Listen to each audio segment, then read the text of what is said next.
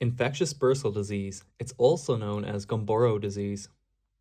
The occurrence is worldwide. It's present in every large poultry farm. For the etiology, Burniviridae has the Aviburnivirus genus, which has the infectious bursal disease virus. It's a double-stranded RNA virus and it has 2 genome segments. It has 4 structural proteins and it's highly resistant. There are 2 serotypes, serotype 1 and serotype 2. Serotype 1 is pathogenic and serotype 2 is non-pathogenic. Serotype 1 has antigenic variants such as viral protein 2, which is important for neutralizing antibodies, and viral protein 3. Serotype 2 is isolated from turkeys, but it's possible that it can infect chickens. This disease has virulence variants, so there's the classical infectious bursal disease virus, and then there's the very virulent infectious bursal disease virus. The vaccination strains are known as hot, intermediate, and mild. For the epidemiology, it's a highly contagious disease. Shedding occurs after 1 day of infection, and the virus is shed in the feces for 2 weeks. Environmental contamination is the main source of the infection. This is because it's resistant in the environment because it's a non-enveloped virus and it can survive in the litter to up to 6 months.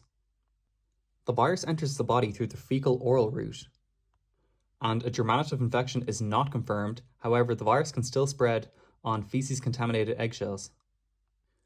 The main hosts are chickens, but it can infect pheasants too, and it can cause immunosuppression or an asymptomatic infection in turkeys and ostriches. For the pathogenesis, it enters the body orally, but it can be an airborne or it can enter the body through the conjunctiva as well. So after the virus enters the body orally, the primary replication happens in the gut, in the macrophages and lymphatic tissue. And then the primary viremia occurs and it spreads to the liver and the bursa fabbrici. The bursa fabbrici is the main target of the virus. And then the secondary viremia occurs and it spreads to the visceral organs. When the virus enters the bursa fabbrici, it destroys B lymphocytes, so it causes apoptosis in B cells in the bursa. And in the case of the secondary viremia, when it spreads to the visceral organs, it infects the spleen, kidney, and thymus. The clinical signs are influenced by age, breed, virulence, immunity, and environmental conditions and co-infection. When animals are infected under 12 weeks old, they have permanent immunosuppression.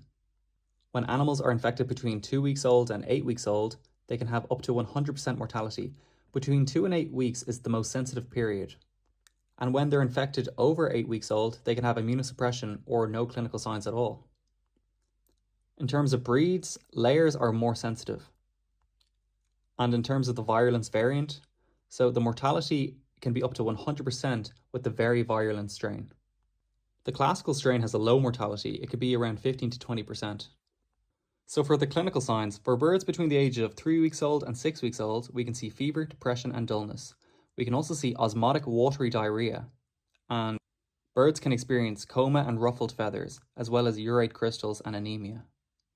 For the clinical signs of birds over 8 weeks old with a subclinical infection or immunosuppression, we can see decreased body weight gain, retarded growth, decreased feed utilization, and they're susceptible to infections due to the immunosuppression.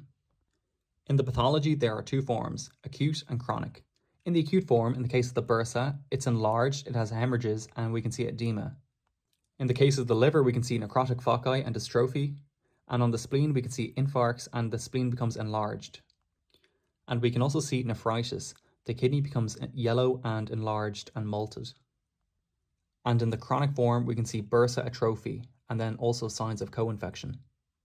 The differential diagnosis can be Newcastle disease or bacterial septicemia. In the histopathology, we can see lymphocytic depletion and hemorrhages in the bursa. For the diagnosis, it's a notifiable disease. For diagnosing the disease, we look at the epidemiology, the clinical signs, and the post-mortem lesions and the histopathology. The virus can be isolated in an embryonated egg. The virus can be detected directly using real-time PCR and sequencing. This is to determine the virulence, so we can determine the vaccination protocol.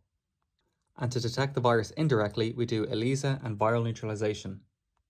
For the treatment, there is no treatment, it's too late. And for prevention, we follow the general hygienic rules. So have all in, all out, disinfect the eggs, and have clean and disinfected sheds and clean up the feces. And for vaccination, there are 3 major types.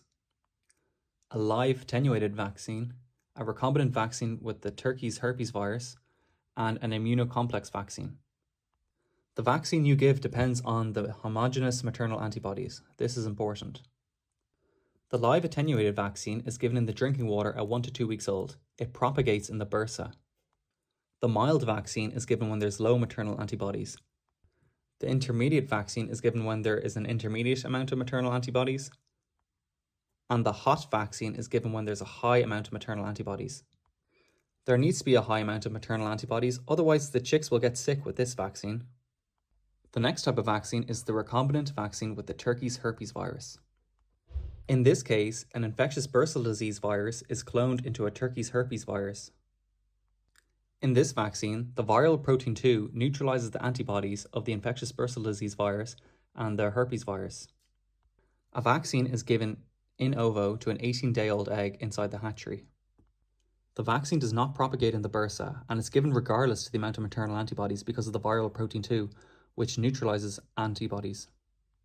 The last type of vaccine is the immune complex vaccine. It's given in ovo, so the eggs are vaccinated within the hatchery. It's a live vaccine with a virus protecting factor.